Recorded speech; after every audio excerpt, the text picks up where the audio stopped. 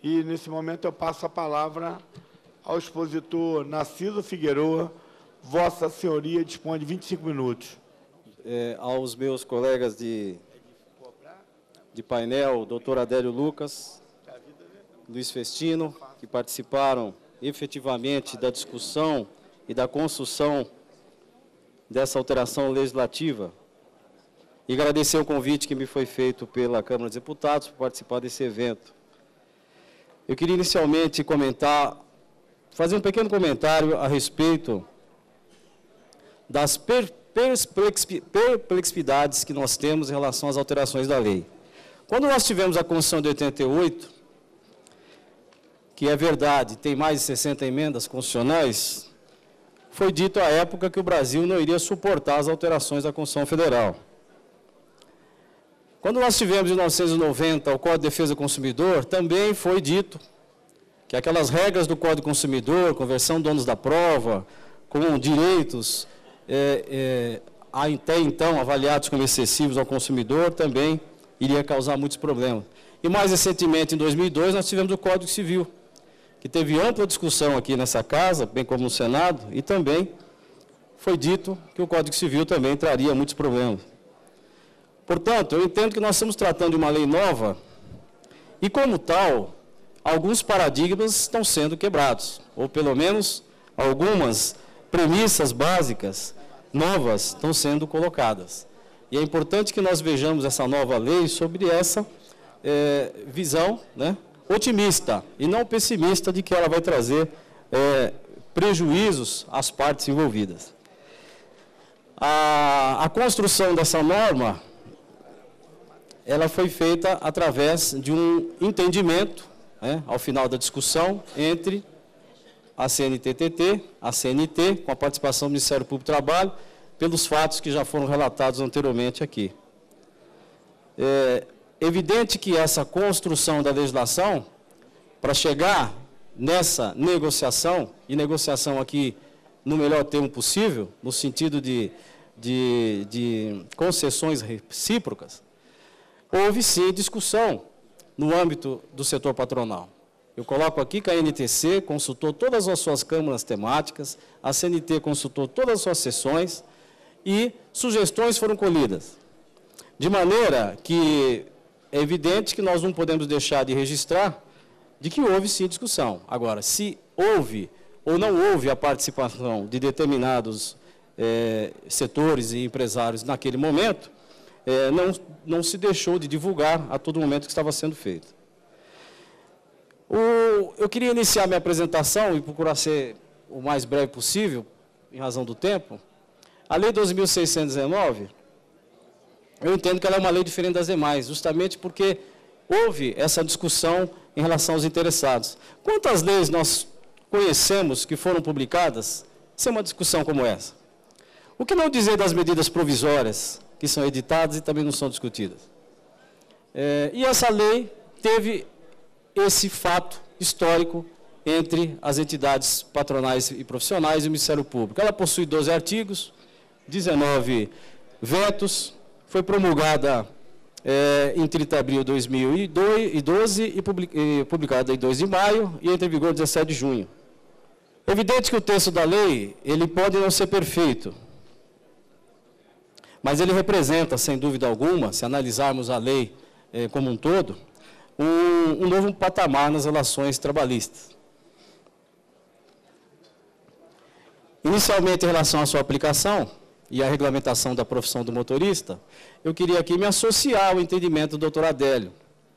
De fato, nós temos uma aplicação da lei aos motoristas profissionais, que atuam no setor de transporte de passageiros, mas também podemos reconhecer que a aplicação dessa lei possa ser feita aos motoristas de outras categorias, a despeito dos vetos existentes no artigo 1º, nos incisos 3 e 4, inclusive do trabalho rural, até porque o motorista profissional já era conhecido, ou já era reconhecido pela jurisprudência como categoria diferenciada.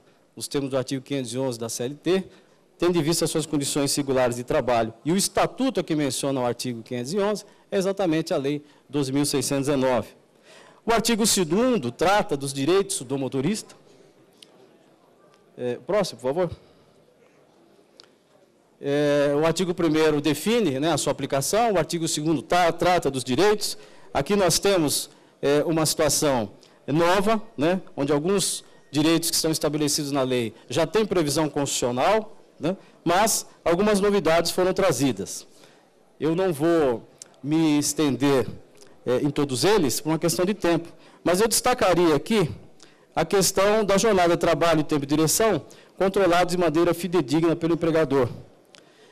Há, nesse inciso 5º do artigo 1º, a primeira expressão na lei distinguindo o tempo de direção e jornada de trabalho. Isso é muito importante.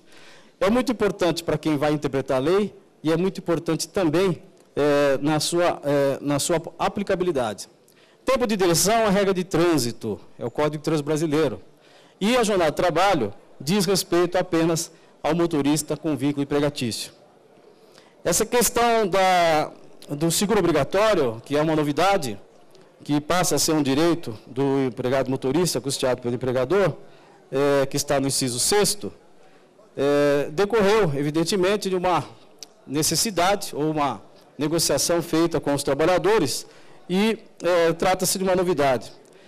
Mas algumas observações eu faria sobre esses direitos que estão estabelecidos. Esse atendimento, acesso ao gratuito do motorista, programa de informação e aperfeiçoamento profissional, bem como o atendimento profilático e terapêutico, aqui reabilitador, nós entendemos que há necessidade de uma regulamentação em relação a esses aspectos, para que possa ficar muito mais claro, na verdade, a extensão desse atendimento e as coberturas que o seguro terá. Essa regulamentação ela pode ser feita através da convenção coletiva. Quando se menciona que o valor de 10 vezes o salário da categoria, que é a cobertura dos riscos, eu acredito que a convenção coletiva possa vir a regulamentar essa matéria.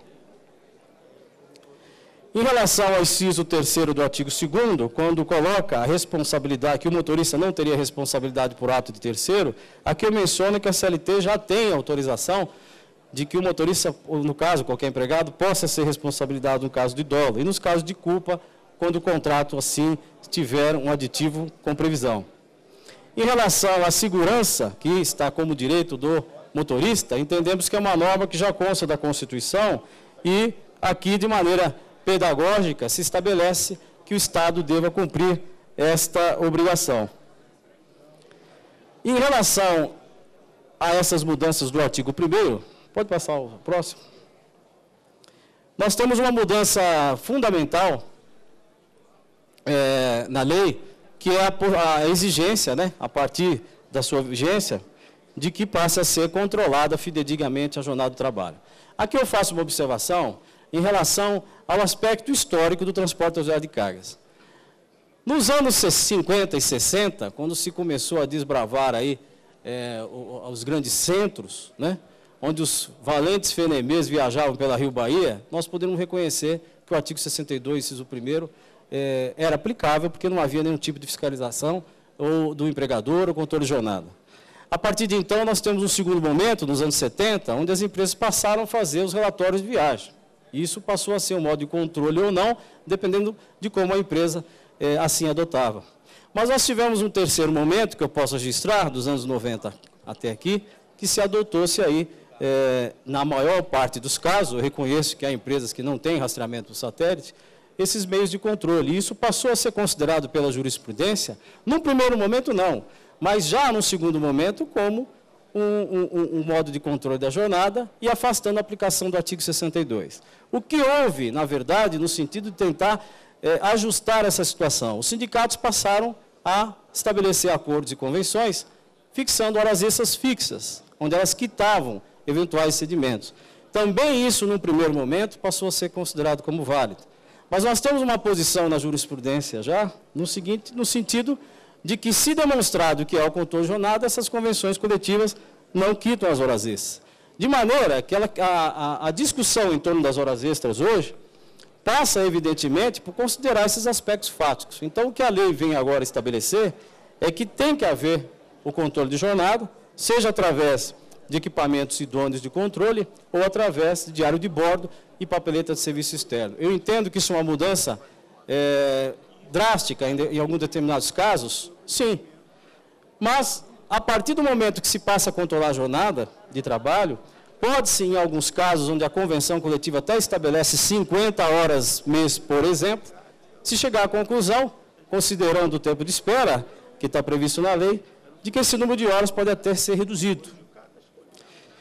Essa primeira mudança é evidente que houve em relação ao controle.